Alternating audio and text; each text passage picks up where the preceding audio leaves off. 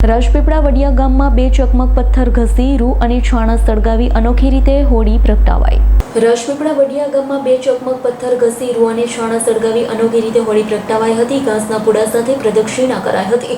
આવી રીતે હોળી પ્રગટાવવાથી ગામમાં સુખ શાંતિ બની રહે તેવી માન્યતા છે।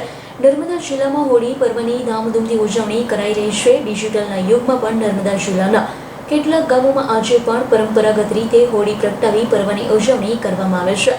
રાજપીપળાના વડિયા ગામે પણ પ્રતિવર્ષની જેમ આ વર્ષે પણ ચકમક પથ્થરથી રૂ અને છાણ સળગાવી હોળીનું પ્રાગટ્ય કરવામાં આવ્યું। આવી રીતે હોળી પ્રગટાવવાથી ગામમાં સુખ શાંતિ બની રહે। માનવાનું એવું છે કે આદિમાનવ વખતે કોઈપણ પ્રકારની માચિસ કે કેમિકલની શોધ ન થઈ હતી, પરંતુ જે વર્ષો પહેલા હોળીને બે પથ્થર ઘસીને અગ્નિ પ્રગટાવવામાં આવતી, તે જ રીતે આજે પણ આજના આધુનિક યુગમાં નર્મદામાં કેટલાક ગામોમાં હોળી પ્રગટાવવામાં આવે છે। એમ આગેવાન ઘનશ્યામ પટેલ અને સરપંચ બિંદિયા વસાવાએ જણાવ્યું હતું। હોળીની પ્રદક્ષિણા સૂકા ઘાસના પૂડા લઈ ફરવામાં આવે છે, જે ઘાસ ઢોરને ખવડાવવાથી આખું વર્ષ ઢોર નિરોગી રહે છે। પૂરી શ્રદ્ધાથી લોકો આ પર્વની ઉજવણી કરી હતી। મોટી સંખ્યામાં ગ્રામજનો હાજર રહી પરંપરા નિભાવી રહ્યા છે। આદિવાસી નૃત્ય પરંપરા સાથે આદિવાસીઓએ હોલિકાની પ્રદક્ષિણા કરી હતી। હોળી આદિવાસીઓનો મુખ્ય તહેવાર છે। પરંપરાગત રીતે હોળી અમારા ગામમાં વર્ષોથી ઉજવવામાં આવે છે। પહેલાના જમાનામાં જ્યારે માચિસની શોધ પણ નથી થઈ, ત્યારનું જે પથ્થર ઘસીને ચકમકથી જ હોળી પ્રગટાવવામાં આવે છે, અને એ પરંપરા અમે આજે દિન સુધી જાળવી રાખી છે।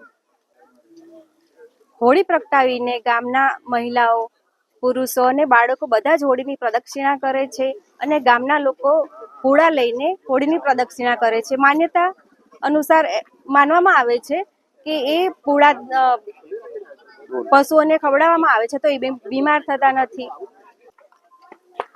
આજે પણ અમે એ પરંપરા જાળવી રાખી છે અને આવનાર સમયમાં પણ જાળવી રાખીશું। મારું નામ વસાવા બિંદિયા, ગામ વડિયા।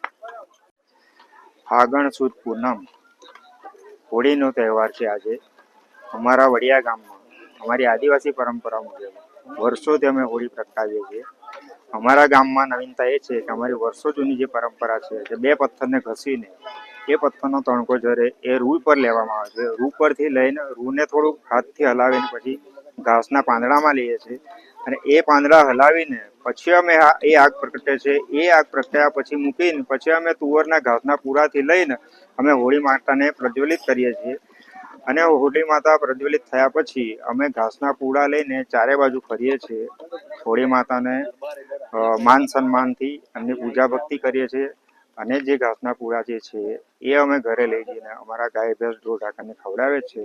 તો વર્ષ દરમિયાન ગાય ભેંસ જે ઢોર ઢાકર છે એને કોઈ બીમારી નથી આવતી, અથવા બીમારી આવે બી છે તો એ મટી પણ જાય છે। ઘનશ્યામ પટેલ, વડિયા। દીપક જગતાપનો રિપોર્ટ, આજ9 ન્યૂઝ, રાજપીપળા। અમારી તમામ માહિતીથી અપડેટ રહેવા માટે જોડાયેલા રહો S9 ન્યૂઝ સાથે।